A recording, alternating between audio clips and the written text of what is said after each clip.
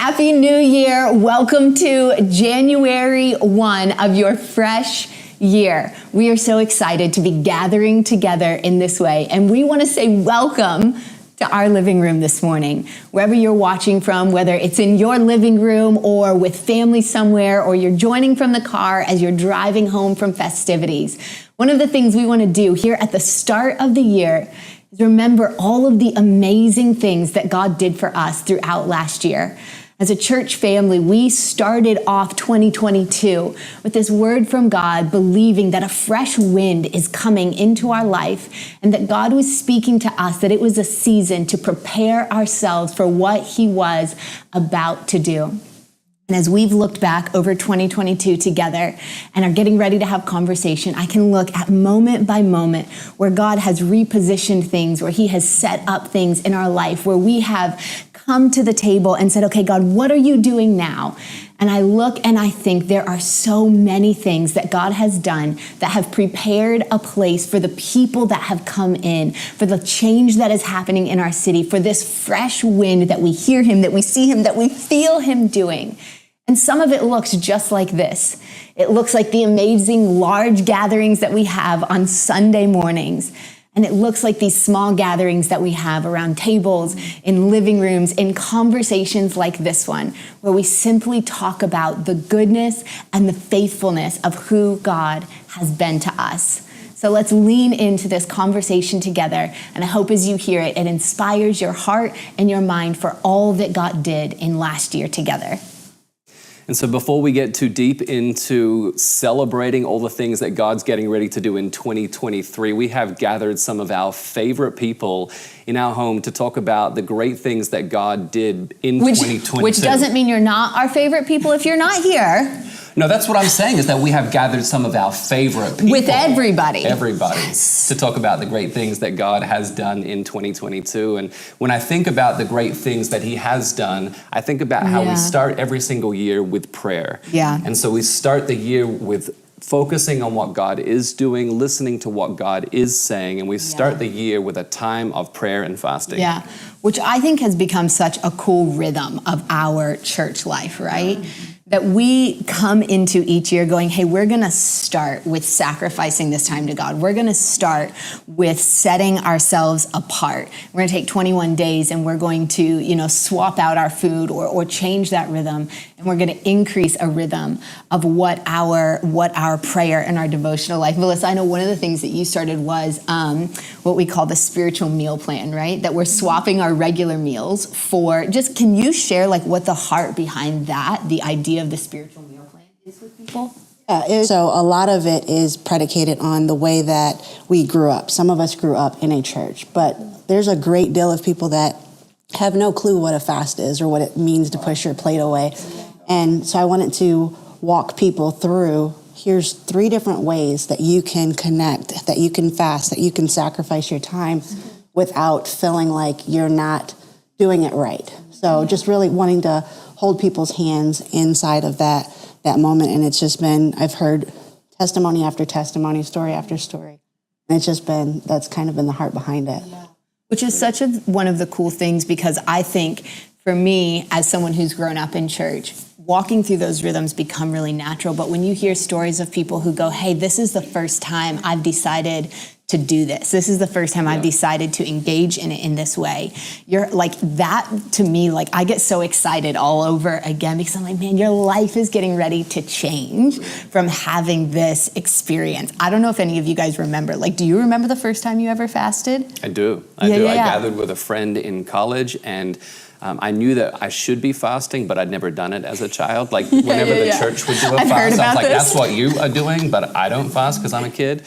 And then I remember being in college and then getting real about my faith for the first time. And I met with a friend and we decided not to eat for 3 days. And we met up and prayed every single day. And then when we finished our fast, we ate 2 pizzas each because we're in college and we're playing sports and all that kind of. I could not do that today. But I remember that was a really key moment in my faith walk of all of a sudden owning my faith for the first time and understanding why Jesus has asked us to fast. Wow, how cool is that? That's awesome. Yeah. Mine was just more recently, I think, within the past like 7 years, my first time fasting was here at the church, really knowing what that looked like. And I remember us sitting there and we were talking about what does that look like and how do we do it? But I thought it was such a cool thing because you were able to hear God, and it really just centered me and made me dive deeper into my faith and what I was doing. And the cool thing about that is that I could bring that into people now, like in my life groups that I have and people that I have in settings that have never fasted before, and I have framework of telling them the why behind it. And I've seen so many cool stories come out from that. And your spiritual meal plan that you brought out has helped so many people that don't know what to do, including me before. And I was like, hey, I didn't have this before years ago. But I had so many faithful people that walked me through that. And I think it's so important to have those. So many people come from traditions where fasting is so legalistic and rigid that they lose the why. And that the spiritual meal plan adds the why and makes it have significance other than just as a group we're starving ourselves. It brings it back to really the heart of what it should have been. On the flip side, though, I think what's great is that for the people that don't have like a religious background at all, people who are just like, this is my first day in church, hearing 21 days of fasting is like, excuse me? You can have 21 minutes, That's about it from my one meal to my next meal. But again, that practicality teaches people, and I'm so excited for this year to be able to step into that again, because it teaches people how to actually live that faithfulness in their fasting. And how wonderful is it that we're going to have the opportunity to come off of that together through our communion service? It's like we're all able to celebrate together what we've been hearing God for, what we've been believing for, and just really leaning in and understanding the why behind our personal decision in walking this fast out. Yeah, absolutely. Yeah, that's one of the things I've loved is walking through it together, right? That we already know, again, this year, that next week we're going to start this fasting together, and then at the end of the month we'll come together and break our fast through communion together with all of these things that we've now, I feel like God has prepared us, right? We know to some extent, what is really creating structure and help for people coming from traditions where they need other stuff, or coming on as new believers who are going, this is way too much for me, to go, we have this spiritual meal plan that we walk you through. Last year we started doing the podcast where we had these devotionals that were just for the 21 days, right? Of different people leading people through like a guided prayer that goes, hey, this is how you can do this. And those are the things that make me feel so excited about what it means stepping in this year. As that new person goes, I'm not ready for 21 days, but I'll jump on like the last week with you. Or like maybe I'll just do breakfast for 20. And that's so like, that's amazing to me, is to see people stepping in wherever they are in their journey of that and starting to grab onto it. And when I think about our vision of being a community of people that have resilient faith, we can't just tell people to fast and then people fast. And so part of our heart in creating content for people and creating things for people to do is that they can now own that. And so now they're not fasting just because it's been said, let's fast, but now we're providing resources for people to do that themselves and ways that they can be equipped. And so when we started 2022, a part of our heart was to make sure that we were equipping people to own what they were doing, that they are not just doing things because they've been told to do them, right? Because that's what we do when we're children. But when we know that when we are resilient in our faith, I know why I am fasting. I know why I am praying. I know why I am doing these. I know why I come to the corporate community and worship on Sundays. I know why I'm doing that. And so when I know the why, I'm resilient in my faith. I love that. And I love that part of what we've launched out of these 21 days of prayer and fasting is now that we gather on Tuesday mornings and we pray together. And it's been such a wonderful time as we've been doing that. No one has to come and pray. But the fact that people come at 6:30 in the morning to the church building to pray, you're only there because you want to. And you're only there because you believe that you can experience God when you're surrounded with like-minded believers. Absolutely. And I think one of the things that's so cool about that is, as part of last year, we were like, we feel like there's another gathering that's coming throughout 2022.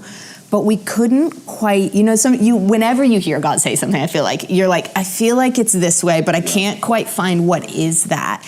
And as we began walking the year, as we came back, really when we came back from our time away over summer last year, you came back and you were like, I feel like it's time for us to start gathering like early in the morning and praying together.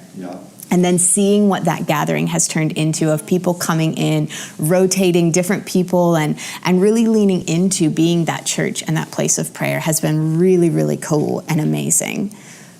One of the things that I always love that you remind me of in prayer all the time is that prayer isn't just for us to have our moment, but that prayer should move us into action. Absolutely. Right? That prayer should, when we grab the heart of God, we can't stay in our own circles, that it pushes us out. Yep. And I think of all of the ideas and the visions that have come out of our times of prayer. Mm-hmm. And I think about the way then that we've restructured like our, into our Go Local and our Go Global over this last year. Yeah. And I know as we moved through last year, you really had a heart and a vision to see some of that repositioned and rebranded. And can you just share like what that has been like for us? Yeah, when at the beginning of 2022, I kept thinking, gosh, what do I want for our outreach? What does this look? What is God telling us? What does God want for our church right now? And really scripture. It just went straight back to scripture every single time. And in, the Bible, in Matthew and in Mark, Jesus gives us a command to go. Yeah. It's a command right there. And it just kept sinking in me. Every time I'd pray about it, every time I tried thinking about which direction we were going in outreach-wise, that is the verses that kept popping up. And I thought there's something here with it. And I thought it was pretty cool because when he commands us to go into everything, to make disciples, to spread the gospel, to reach other people, I thought, what do I do with this? And this is where really go came from, it's just simple. It's go local, go global. How can we reach it? Because we declare Jesus everywhere. And that is what we get to do. And so many cool things have happened just by doing that and seeing how more frequent our outreach has been, how we've been able to hit the community in nursing homes and homeless communities, in shelters and food banks, in gardens, in everywhere around the city, and global as well. I mean, we were able to take a team to South Africa as well. Wow. And it was so cool for them to be able to go there. And I know that you were, holding down the fort at home. Lots of prayer his way. But I mean, it's also the heart too, because he had such a heart and said, go do what you had, because he has a heart for that as well. And it was just so cool to see God moving in so many different areas in outreach, and how many people from the church and the community came together, because we provided just a way for them to make it easy, for them to figure out how to serve, for them to jump into something and say, I don't know what to do, but providing more opportunities for people to jump in made it so easy. And so many cool stories have came from it that I'm so excited about. I think you touched on something really important that I want to go back to, I don't want us to miss, which is that when we do things like outreach, when we do things like missions trips, there are so many different people that have a role in making that happen, right? Yeah. And we often think of the front person, right? We think of the people who are on the plane going out. We think of the people who are on the streets doing the work, and that's a really important role.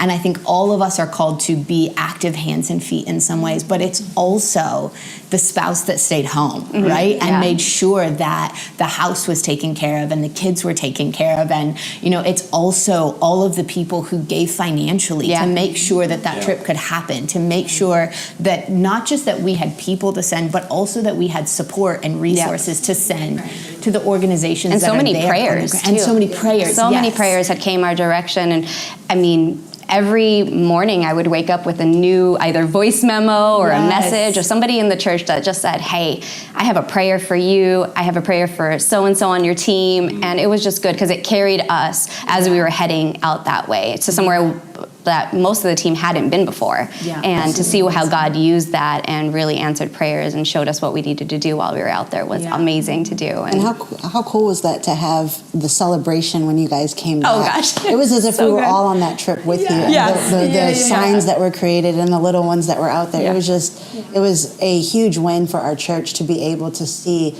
the fruit of all of the prayer, all of the planning, all of the just everything that God has been saying in that moment. It was so fun to pull up back to the church, and it was late because our flight had been delayed, and we had a little bit of travel issues, and the church still showed up. They showed up. They came to clap us back in. We had little kids and signs, and it was just good because we knew that we weren't alone in it, and that it really is a church-wide thing, that everybody had a role to play in what happened here locally and globally as well. So it's not just the 9 of us that went on the trip, Right. it's the church that went on the trip, and that everybody was involved in that. And when I think about our Go Local experiences that we've had, I think about the variety of types of experiences that we've had, whether, like you said, it's cleaning up a park or that it's going into a shelter, and there's different times of the day and different days of the week that different people can be serving. I think about people that I was able to volunteer with that have never volunteered before, that have never stepped foot into this facility or that place before, this side of town before, but said, you know what, you've asked, you've invited, and so yes, I want to do something new. Met people, started serving, and are now still serving in those organizations because they said yes. Oh yeah, 100%. We actually have groups of people who met at projects that are now just serving in the community. They never met each other prior to that day. We knew nothing about this. They'd come to me weeks later, or somebody on our team weeks later, and go, yeah, we're coming out, and doing this project later because we didn't finish the job. It still needed painted. And we'd be like, how did you guys meet and know each other? They're like, we met at the project. Right. And now they have groups of their own, friendships that have formed. I think that's one of my favorite things, is that when natural things happen like that, where we've created a way for us to reach our community, do the things that Jesus is telling us to do, but then in return, he's building community, he's building people that can do life together. And I mean, it's a strong thing to have, and they're able to help out each other. You do a great job of connecting the need with the resources and then the people to help meet the need. And through pastoral care, we meet so many people.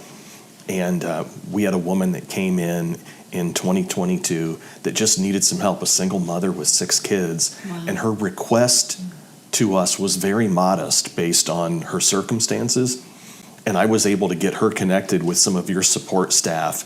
And through that, because Go Local is so much more than just those outreach projects. When you're helping people around the holidays, connecting them with families, making sure that families have meals and they're provided for, your staff was so good about coming in. And I said, this woman's coming in to get some assistance. I really think it would be helpful for you to meet her and connect with her. And they immediately went to the shelves, grabbed some things that you had. They said these things would probably be very helpful to her, brought her a gift basket out. We were able to minister to her need and get her connected to those upcoming outreaches that we were doing and ministering to people around Thanksgiving and Christmas. That's awesome to hear. I love hearing stories like that. I mean, because we had so many of those stories even for Thanksgiving and Christmas in this, 2 months ago. But it was cool because we've had people that just popped into the church who said, I'm in need of some assistance right now. I need some help. And that's what we're here for. That's what throughout the year, the giving that is given and the resources that come in, we do have an outreach room that helps supply people like that who might find themselves in need. And every so often, we all need some help. And this is how we are the hands and feet of Jesus to be able to do that. The woman was in tears. Yeah. And it was just so neat to see her. And again, for her and Melissa on your staff to be able to connect one-on-one, and for her to make a connection with somebody in the church. We get to share information with her about the church and Kidsmen. And so it's planting a seed and a hunger for her to want to be in community. So it was a great day, and seeing the fruit of that was pretty incredible. Yeah, and I think one of the awesome things that the Go teams helps us to understand as church members is that we don't have to wait for the event. We don't have to wait for, the big outreach, the big call. It's every day we are called to go because it's the great commandment, not the great suggestion. It's like once when the believer really knows that and believes it, they're a huge force for what God has to do in our community and the world around us. And that's when change really begins to happen, when we see that action that you're talking about. Absolutely.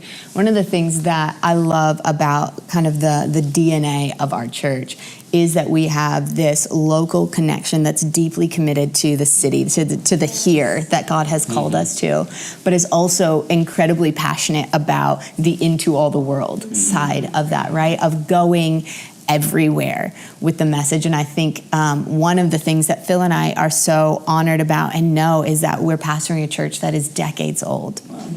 And so that comes with a lot of foundation, a lot of support, and a lot of strength in it. And so we just started hearing God put on our hearts a couple years ago to be people knowing that we had this privileged position, right, of being a church that's been here for so long, that there are so many churches that are just starting out, that we get to, as a church who's been here, then lean into those churches, into church plants, into startups, and get to sow into them. And so we've had the really cool experience for 2 years now. The last 2 years, we supported the church in Aguas Calientes that is planted out of one of the churches in Mexico that they've gotten started. And we have been able to support them really in 2 ways. Financially, as a church, we've supported them, which if you have ever church planted or know anything about church planting, can imagine is like the hardest thing, right? It's the biggest thing on every church planter's mind is how is God going to fund this thing? But God is more committed to the growth of his church than any of us are. And so he always provides and supplies. And I think it's such a cool thing that we get to be that provision for them, or part of that provision for them. And so we've supported them in financial ways for 2 years now, but also Phil and I have had the opportunity to sit down through Zoom calls with the pastors there, Manny and Samira, and have conversations with them a few times throughout the year and encourage them and ask them, hey, just how are the two of you doing? And pray with them and share ideas about what we're seeing. And that's been just, I think, an amazing thing that has been such a cool part of who we get to be as a church family, such a cool way that when we give, we are supporting not just what's happening here, but the growth of the church globally and what God's doing in that space. Yeah, and we're committed to the kingdom, right? To the growth of the church, not just what God is doing here at Cornerstone, not even just what God is doing through the church in Aguas Calientes as well, but also expanding support into a couple of other church plants as well that we've started partnering with. And I think it's been so cool to see what God is doing in the body of Christ, right? And so whether it's in small gatherings or large gatherings, I think about the beginning of 2022 when we hosted the Newsboys at Cornerstone Church. So much fun. And really the heart of that is in line with our mission, which is to declare Jesus everywhere, to make sure that people are able to hear about the message of the gospel. I know that many of us were in attendance that night. What was your guys' takeaway from an experience like having the Newsboys at Cornerstone? It was so fun. It was so much fun. So much fun. It was a lot of work. A lot of work. Real here. Well, Melissa, I think I mean, a lot of these people in this room were really working that night. Yeah, but the community among our people in volunteering and doing all that work coming together, and there were people that I really didn't know in the church until that day, and began to build relationships with them since then. But just all of that working together, and then the event was so incredible, and the way it ministered to the community at large was pretty wonderful. People I met in the hallway saying, "How did you get all of these groups here? How did this happen?" Well, we're just, that good.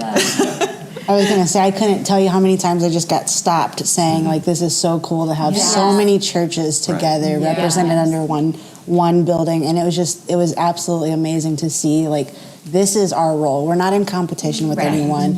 We're here to love on the community. We're here to lift up Jesus' name first and foremost. But even the timing, coming out of a time when there hadn't been very many larger gatherings, and to do something like that was so refreshing and so needed, especially when it happened. There was such a celebration like in the room that night, and feeling of, I think, fun and excitement. And that to me is what heaven feels like in some ways, is that fun, that excitement. And one of the funniest, coolest, memories for me that night is our son Theo and your guys' son Ezekiel were having an absolute blast. I have like terrible dark video of the two of them just like dancing in a back corner. Yeah, I was just I was there as well. I was there too. I'm not ashamed. I didn't want to throw you out there, but was dancing. But it was so fun. And to me, to see a next generation coming up, knowing that the house of God is a fun place for them to be. Yeah. The house of God is a place for them to be, that they have something to do in it, is such a key part, I think, of what we do. Like if all of this happens, but we don't pass it on to another generation, then it doesn't mean anything. But as a church, to look and see all of the cool things that we've done as a next gen this year has been so amazing. And I think one of the coolest things that happened last year was that Sarah moved into the role of our next gen director and has just been doing a stellar job. Will you share with us some of the things that happened last year for over Next Gen? Yes, Next Gen Ministries is a complete blast. We have the best time with our kids, with our volunteers, and what I love so much about what we do is we don't babysit our next generation. We lead them to become resilient believers too. So cool. Through every Sunday, through every moment we have with our kids, we want to see them growing closer and closer to Jesus through every moment, whether it's a high five through the hallway, whether it's a hug when they're having a really bad day. We love just loving on kids. And we don't just love loving on kids, we love loving on parents too, because we know that if we want a healthy family, healthy parents are a key factor. And in that we kicked off our Parents' Night Out, which is where we provide a space for our volunteers who are parents to drop their kids off, have a date night, drop their kids off, have some time with their friends, drop their kids off and not have to worry about where their kids are, who their kids are being taken care of, but be able to pour back into our parents has just been it's been a lot of fun. And one of those events, during the summertime of last year, we had the Color Wars, and one of the parents dropped off some kids that were never connected. But after that event, they got connected to our youth ministry, and they stayed faithful, and they stayed planted, and now they're there, and they're just so happy to be there. They're waiting for Color Wars again. They're like, bring back Color Wars. When are we bringing out the colors again? They loved it. I mean, I know our kids came home in color, head to toe. I was like, don't touch anything. Head straight to but the stories from it, the fun that came out of it, and even just the growth in their own relationships with each other has grown. And it's been so fun to see that, in our kids and in other kids throughout the church. So it's been super fun. I feel like youth ministry is doing it right when parents are a little bit nervous, right? Like when your kids are coming home and you're like, don't touch anything. But you want to ride that edge of fine line.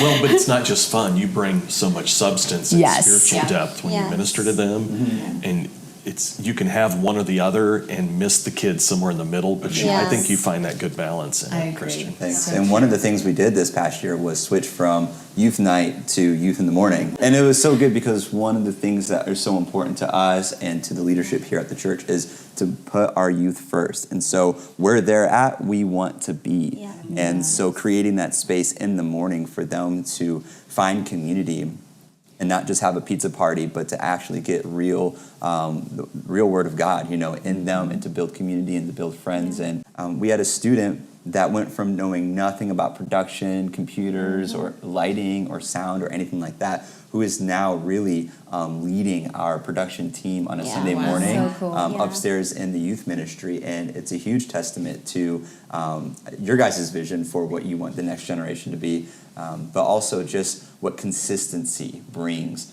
to a church body and to a youth's life to lead them into that. That's so cool. I'm really proud of that. I mean, we've got youth over here running stuff in the corners and in the And I think to speak to the depth and that leadership that's being raised up, that resilient faith that's being raised up in them as well. I know even we were just talking as friends, as moms one day, and you were sharing this story about Christopher praying for a friend at school who's your oldest. How old is Christopher now even? 13. Yeah. Gosh, he's 14. He's 14. Oh my gosh, we don't even know the age of our kid. And time flies. But it's so cool if you'd share that story, to see his faith coming alive to him like that. Yeah, absolutely. I guess that story is he plays football, does football, wrestling, and track.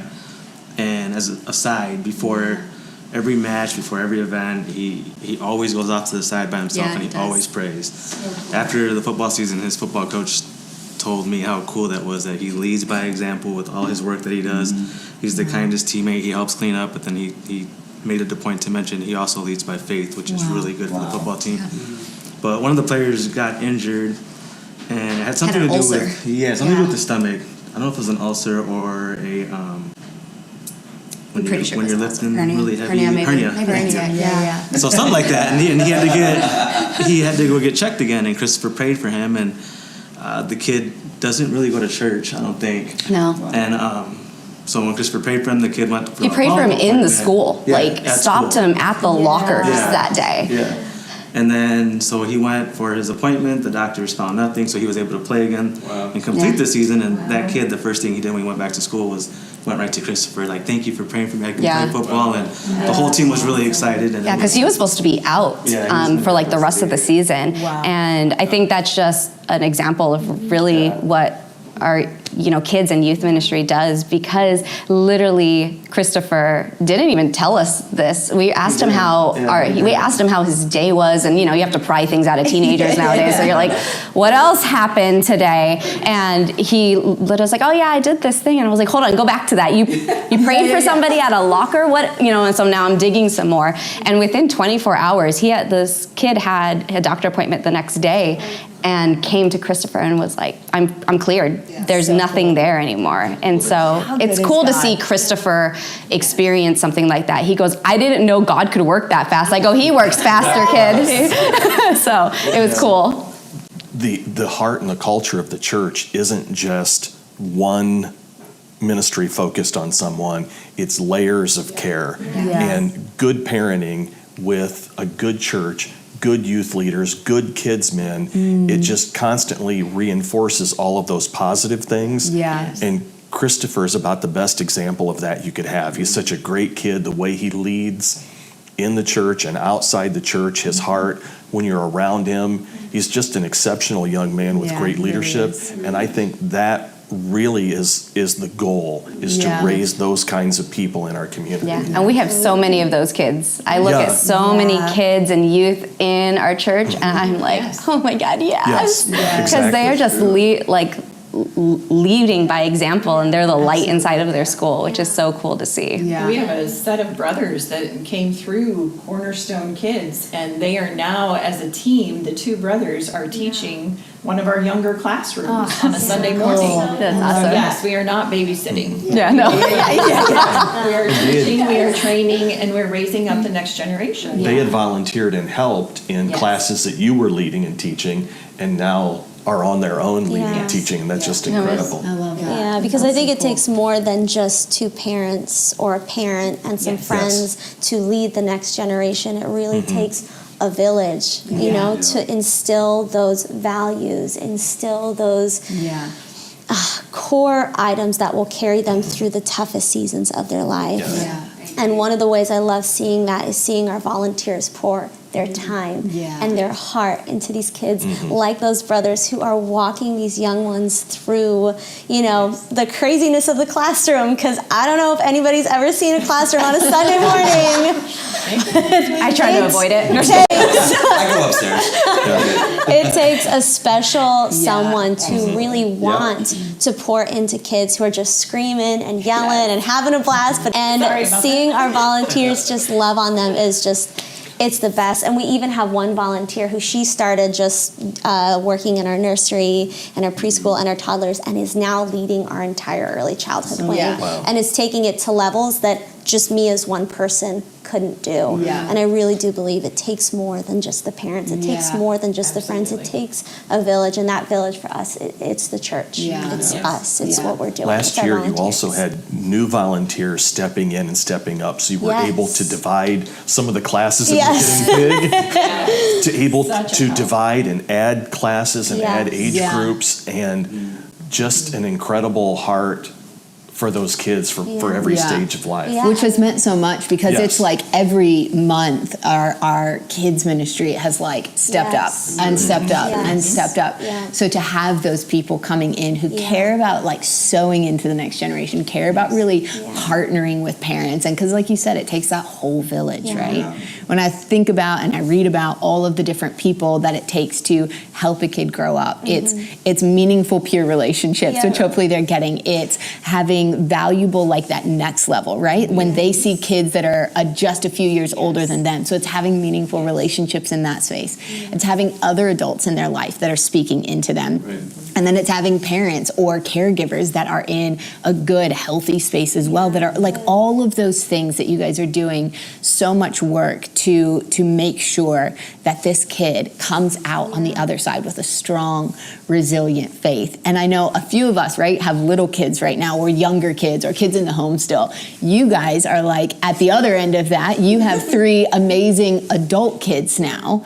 And when you look back, what would you say are some things that were key elements to raising your kids? I would say that the parents' night out that we're offering is key, because there are a lot of parents so overwhelmed with just the day-to-day that taking that time and having that avenue where you can trust that your kids are going to be taken care of, but then you can have some time where you sow into and you build that relationship with each other is key. It is key. I mean, the relationship between mom and dad being good is only going to benefit the relationship and what you're sowing into your children. So it's very key.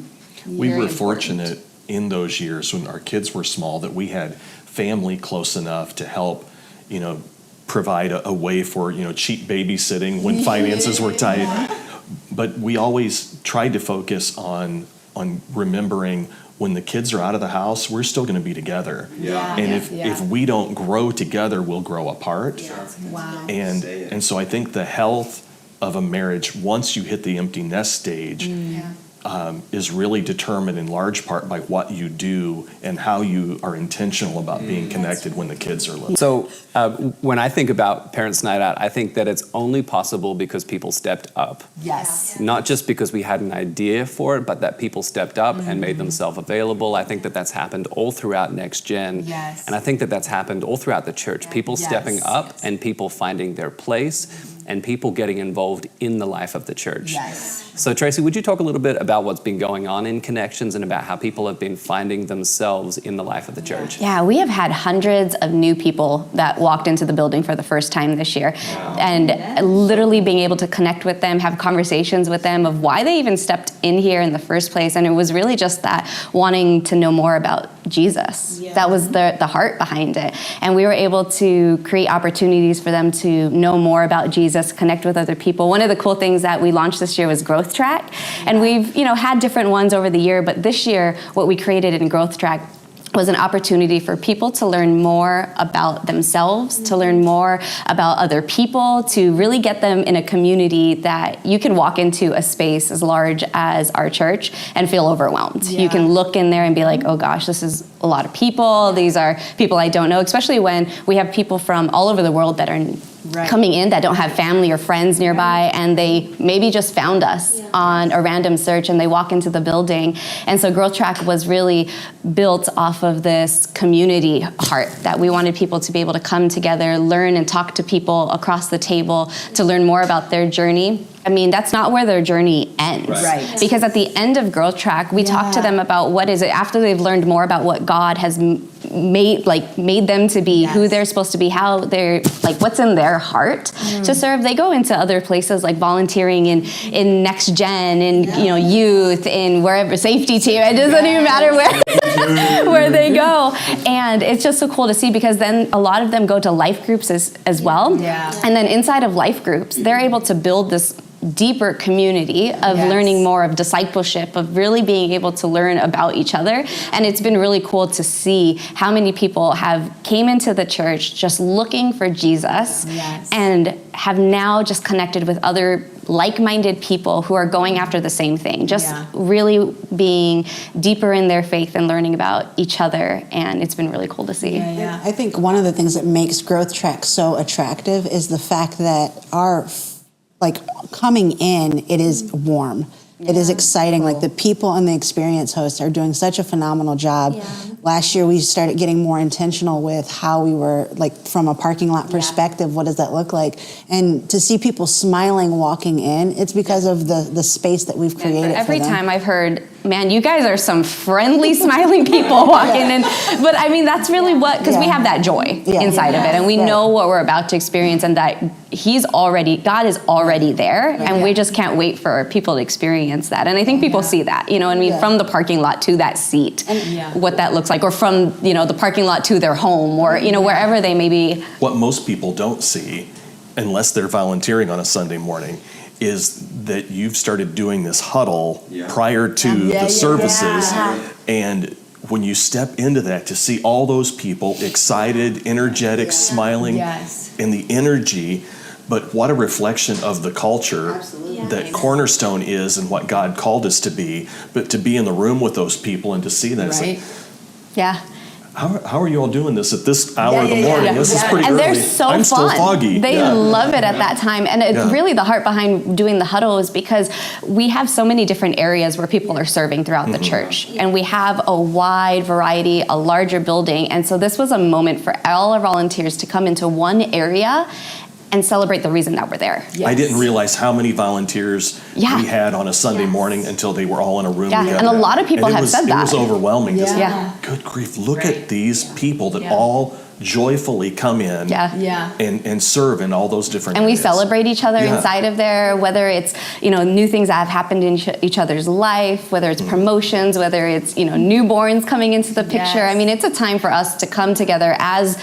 the church. You know, we might be volunteering on a Sunday, but that's not all who they are, who we are. And we get to come in and really just celebrate each other and bring some encouragement and some fun. Huddles are such a cool time. And one of the things I've loved about hearing about huddles and seeing in some of them is as well getting to be part of that as well, because again, like we don't want it to just be you sharing with everyone. We don't want it to just be us, and to see some of those volunteers be like, hey, I have something that I can share that encourages the other volunteers this week has been really, really cool as well. And I just think is one of those other spaces where we go like, this was a thing to put in place that has really created some of that energy and some of that life. And when I think of that, I know one of the things we stepped into last year is we said, hey, this year we're going to increase the number of baptisms that we do, right? We're going to do it more frequently. We're going to make it part of the regular rhythm and life of our church. And we're going to believe that if we step out and say, hey, we're doing more of them, then God, you're going to bring us more people to baptize and to see move in this next step.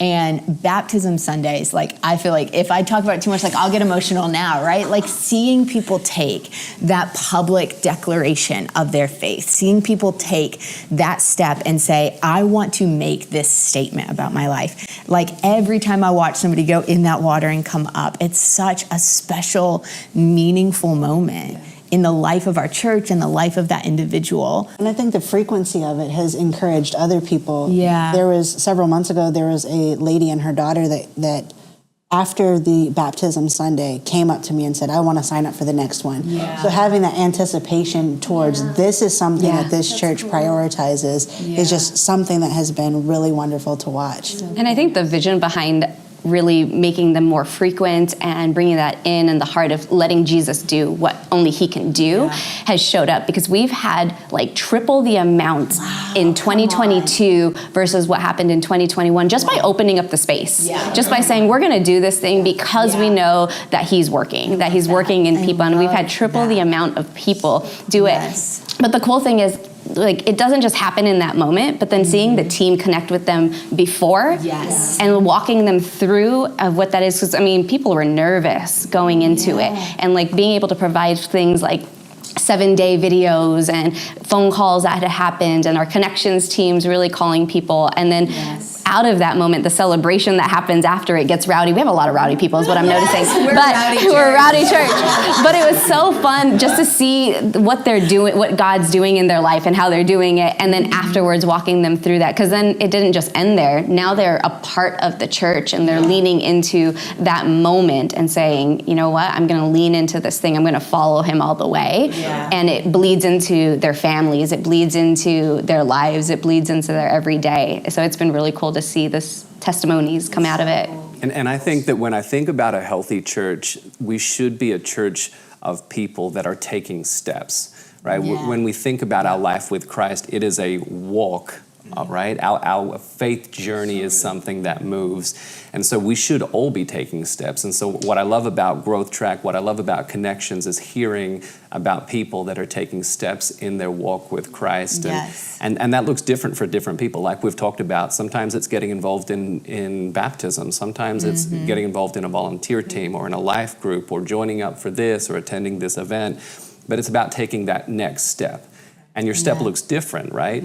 But when you're connected in with the life of the church, you're able to make sure that you find your place. And so when I think about getting plugged into the life of the church, of course, that's not just the building. Right. When I think about being connected into the life of the church, that means that I can stay connected at all times. Yeah. And our mission is to declare Jesus everywhere, not just at 1520 Reynolds Road do we declare Jesus. We declare Jesus everywhere. Yeah. And so part of how we've changed in how we understand and view our online ministry is not that we have an in-person ministry and an online ministry, but that we are one church that gathers in different ways. We are one church that meets at different times. We are one church that are involved in different places of the city and throughout the country and the globe. We are one church that's doing that. So I'm so excited for what's going on in our online ministry. Keep going. You're doing good, baby.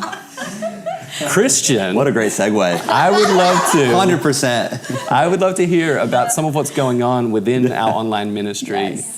Well, one of the things that you guys say is so important is that we don't just reach people those 2 hours, on a Sunday morning. Yeah. What are the other hours? 168? 166. 166. Come on. So that's what's so important. That's what drives our reach, whether it's going out and doing missions and stuff like that, or whether it's, hopping online on a Tuesday with the Tuesday Talks. Yeah. Right. It's reaching people where they are at. Yeah. Because that's what Jesus did. And so one of the things that's been so encouraging to me is that we have a member on our team who took a job like further away or whatever, and they had to travel and they had to be away from the actual building, but they stayed connected. They served from a distance. And I thought that was amazing, that what an opportunity for people to not just have to feel like they're serving in the building, but they can serve and be connected wherever they're at with the online chat host team. And so I just think that that's a beautiful opportunity, and just being able to be connected, whether it's through Facebook, YouTube, church online platform, the app, or the podcast that we do, it's all bringing, a cohesive experience to reach people with Jesus. That's exactly right. That's super cool. I was just going to say, I've had multiple people stop me and say, Sarah, is your husband Christian? Like, yes. I love his Tuesday Talks. Like, I look forward to them every single Tuesday. Can you tell him how much fun they are, how good they are? And I think that's such a testament make him to blush that, right now. to that consistency. Well, and even though we're a part of one church, and you talk about some people are more online, some are in purpose, but there are so many of us that are both. And even though I'm generally there on Sunday mornings and a part of the in-person experience, I love having access to the online content if we're out of town. And I love catching the content during the week, and sometimes even in my office at the church, I'll tune in and watch what you're doing live and just be encouraged, and how important that is during the week. However you join on Sundays, if you're a part of a Sunday experience, the encouragement during the week really keeps you going and keeps you energized. It's really an outreach too, because of the fact, like, we've had people in our lives that aren't connected to the church at all, any church at all. And, it's part of what we're, outside of the church when, we're the church no matter where we're going. But when I'm in settings where our kids are all over town with sports and everything, but like talking to other moms and stuff who don't have faith just yet and being able to point them to something. I've had a few individuals that have been pointed just watching online throughout the week that have now showed up into the building because they got something from there. So I think that and that's the heart of it, right? Like when we really went, Again, we stepped into a church that's already been forward thinking, that was already in the digital space, that was already leading the way. And then a few years ago, we really started thinking about, in the parable of the banquet, there's this picture, right, of this master who's laid out this beautiful banquet. But then he looks around and no one's there. No one's responded to come to the place where the banquet is. So he says to his servant, go out into the highways and get the people and bring them here. And when we were kind of, the way that came alive to us, right, is what the master was saying is go where the people are and tell them what's available to them. And so when we started hearing that, where people are is not necessarily in one place. Where people are is out in our neighborhoods and in our cities and in our schools and online, right? Like when we're not here, where are we? Yeah. We're online, like more than we want to admit. And so God, like we felt like God started saying to us, hey, go into those places. When people are looking in those places, don't be a church that's one or the other. Be a church that's where people are. So yes, we will be in this building Sunday mornings if you want to come and find us here. But we will also be online. We'll also be on Tuesday Talks. We'll also, I don't know how many times I've sent somebody a podcast, right, where either one of the bonus casts we do or a message where I'm talking to them months later, months after this particular topic has happened. And I go, oh, you have questions about this. Mm-hmm. I can send you something on that. Let me send you a link to a message, or let me send you a link to a podcast that they can listen to where they are. And even you were talking about the 7 days follow-up, right? That we don't say, hey, I'm so glad that you got saved on a Sunday. We'll see you next week. Right. But we have digital content then that we send to people and say, let us walk with you over this first 7 days that's so critical and so important in what's happening.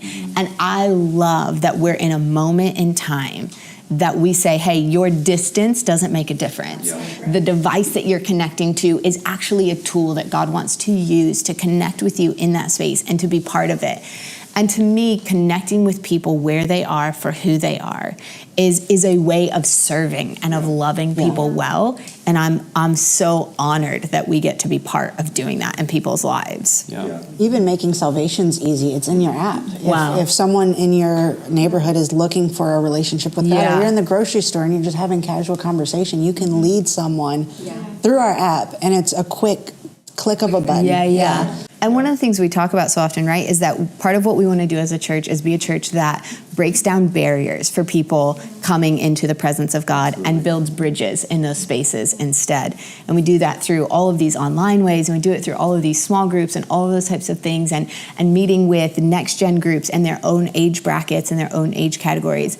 And while we see the kingdom of God as incredibly diverse, sometimes those bridges are also creating spaces where people can be with like people that help them move into that space. And I think of the incredible time that we had at the Resilient Men's Conference. Well, I didn't have, but that I heard was had at the Resilient Men's Conference as being one of those really incredible spaces, right? For men to come together and say, yes, on Sunday we gather together, but for us to have a space as well was such a cool thing to hear about. Yeah, I loved our men's conference, which in many ways was birthed out of a desire to create an environment for guys to get together, right? Because we know that, like you said, guys love to worship on Sunday mornings, but also something special happens when you just get guys together. Also, what we know is that guys don't just love football. We don't just love wrestling. We don't just love all of those chili. Although we do like those love things. Some chili. I'm still dreaming about that chili, man. I did sneak some of the chili. You ate some? I did. That was for the men. I let the men have it first, but then I took some after. It was fantastic. Yeah. So the men's conference has become this space where men can gather together and just be men. And so we have fun together, and we worship together, and we enjoy each other's company, and we play games. And really its heart is to make sure that we are declaring God's works from one generation to the next. That men are able to show boys young men, what it means to be a worshiper. Yeah. That God has called us to be resilient in our faith. And so resilient men are men that love to worship. We are strong in our faith. We are present. We are here. Because if it doesn't take long to research and to notice what's going on in society, that men are disappearing from more and more spaces. Yeah. And so we want to say that is not happening here. That is not happening on our watch. We are creating a space where men are present, men are seen, and men are in our places. Yeah, that's so cool. I know, well, two things are like flooding in my brain at the same time. One, just like as a mom of boys, right? We have 3 boys. And so for them to grow up in a place where they see good, godly men, examples who go, hey, this is what being a man is, but this is what being in the house of God is at the same time is so valuable. Mm-hmm. But I had such a cool conversation in church a few weeks ago with this guy. Yeah. I had this conversation with this guy. I'd never met him before. So, I'm like, hey, it's nice to meet you. And we're chatting. And he goes, yeah. And he goes, I came to the men's conference. Wow. And he was like, for the first time. Yeah. He was like, I'd never been here before. And I came to the men's conference. And I was like, that's so cool. Like, how did you come? Do you have a friend? And he was like, I work with 2 people. And they basically bought me a ticket and they were like, hey, you're going to this thing. Yeah. Yes. That's so cool. And he was like, so I went and I loved it and I've never experienced anything like it. And then he's gotten connected to the church. I think he's gone through Growth Track. Yep. Like he's been getting involved and building those relationships. And it was like 2 females. Yeah. I think 2 women bought him a ticket and like sent him. Yeah. Like they were like, go. And that's a part we get to play in that as well. Yeah. And that was so cool just to see how meaningful that moment was for him to enter and see the men in that space and to see and to be able to get connected with other men and then see his faith come alive for him. I love that. So many things that I'm hearing in this conversation is the power of invitation. Wow. Like everybody, like from our next gen, one of our next gen leaders stepping up. I remember she was invited just by one of the people that go here. Just the ability to serve is through invitation. The ability to get connected is through somebody inviting them. Come to baptisms, come get invited. So to anybody watching right now, something that's so important is just remember the power of invitation. Sharing a link is an invitation to everybody on your page.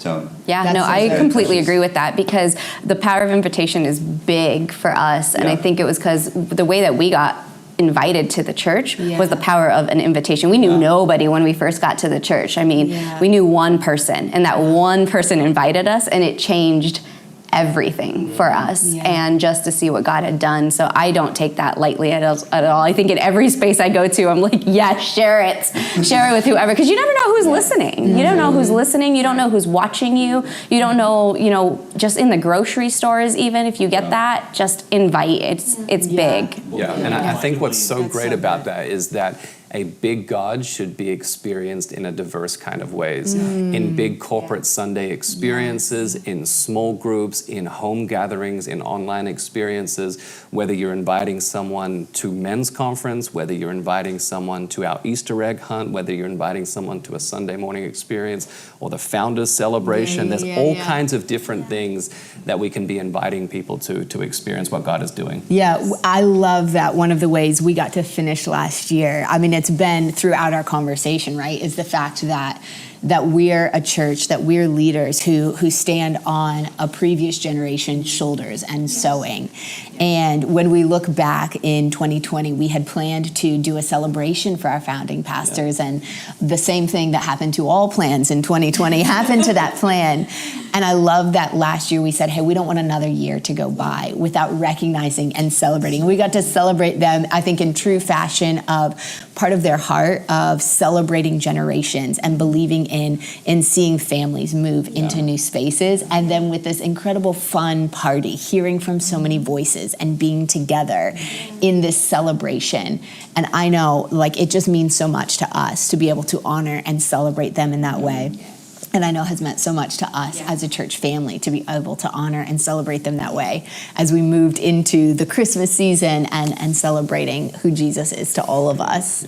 It's a really cool thing. Part of what I was thinking about as we came today, I don't know if you've ever had the experience of going to get feedback from someone and all you get is feedback about how to improve and how to move into next time, right? Yeah. Which in some ways, if you're a leader or if you're a development, you crave that, right? But it also can be really deflating. Because you're like, can I just get some feedback on what I did okay as well? Like, can I just get some recognition for the good stuff that I did as well? And I've been on both sides of that, right? Like, I've been the obnoxious leader who's only giving developmental feedback, improvement stuff. And I've also been the person receiving feedback where you're like, oh, but I would love to just hear about what you thought I did right as well. And sometimes I wonder for myself if God ever feels that way with me. Wow. Because I can be so future oriented. I can be so next thing oriented. And I can be so quick to just look at, oh, what's the next thing that God's leading me into? What's the thing? And I think, right, on January 1 is a day like, are we more guilty than ever of going, here's my goal for this year. Here's my dream for this year. Here's what I'm going to see by the end of this year. And all of those things matter. But before we move into that, I wanted us to have a conversation. I wanted us to have some moments to go, God, we just want to look back at all of the amazing things that you have done. Yes. God, we want to say we're so grateful for everything that you did for us in this past year. Before we look forward, before we dream again, we want to think about what you did. I was thinking about in Exodus, in the book of Exodus 15. If you're familiar with the Bible story, this is where God takes the children of Israel out of their place of slavery and into their place of freedom. And Exodus 15 is right when they've crossed through the Red Sea. God split the sea open and they walked through on dry land, and he covered their enemies, and destroyed their enemies for them. And he still has a promised land to take them into. And I think how much they must long for that promised land that they've been hearing about for generations. But before they move into that, it moves into what's titled in my Bible, the Song of Moses. And Exodus 15, 1 and 2 just say this. It says, and then Moses, let this be your then moment, where you pause. And it says, and then Moses and the people of Israel sang this song to the Lord, saying, I will sing to the Lord, for he has triumphed victoriously. The horse and the rider he has thrown into the sea. Verse 2 says, the Lord is my strength and my song, and he has become my salvation. This is my God, and I will praise him, my Father's God, and I will exalt him. And I just want to encourage you, wherever you're listening from and joining in today, before you jump into dreams and goals and what 2023 is going to mean for you, take some moments today and remember what God has done. Call up a friend, gather with your family, and say, this is my God. He is glorious. I will exalt his name. Write down a list. One of the things I think you do so well is throughout the year, you keep a note open where you just jot down things that God has done. And then you'll get it out and say, hey, these are places where I've won this year. These are places where God has showed up this year. Because it's so easy to just look forward to the next thing. But before we jump into anything next, we have an amazing God who has done so much. He's carried us through moments of grief last year, and he's carried us through moments of promotion throughout the last year, and he showed up in little ways, and he showed up in huge ways. And we want to stop and say that you are our God, and we will exalt you. We are going to move into a moment of worship here together, and as we worship, I want to invite you to lean into worship as well, to sing these songs together to our great and glorious God, because God, we say that you are worthy. And God, we say that we want to pause and acknowledge all that you have done for us. We acknowledge you in our words, and we acknowledge you in our giving, and we acknowledge you in our songs, and we acknowledge you in our memories, God, that we will talk about the great things that you have done for us, our great and awesome and mighty God. We thank you for who you are to us.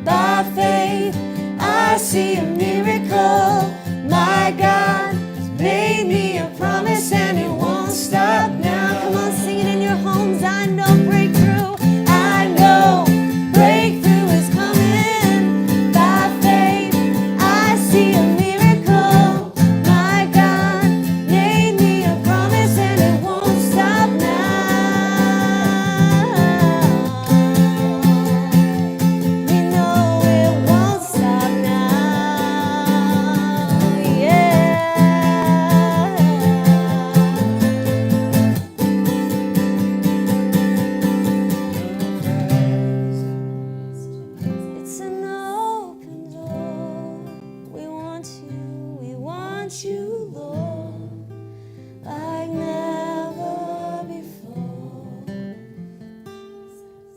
Your presence is an open door, so come now, Lord. So come now, Lord, like never before.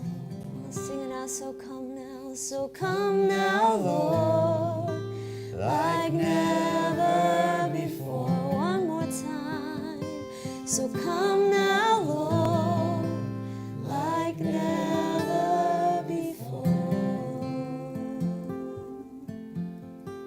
Jesus, Jesus, would you come? Come like never before.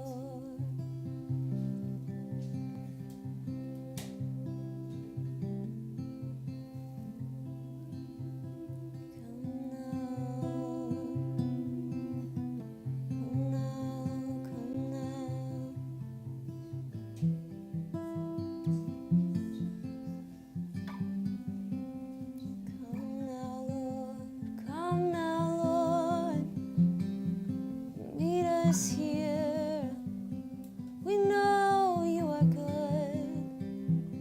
We know you are faithful. We know last year is done and the year ahead will be good. We know we can trust you, believe you, follow after you. How good you are. Your goodness is running after, it's running after me. Your goodness is running after, it's running after me. With my life laid down, I'm surrendered now. I give you everything. Your goodness is running after, it's running after me. One more time. Your goodness is running after, it's running after me. Your goodness never leaves. Your goodness is running after, it's running after me. With my life laid down, I surrender now. I give you everything.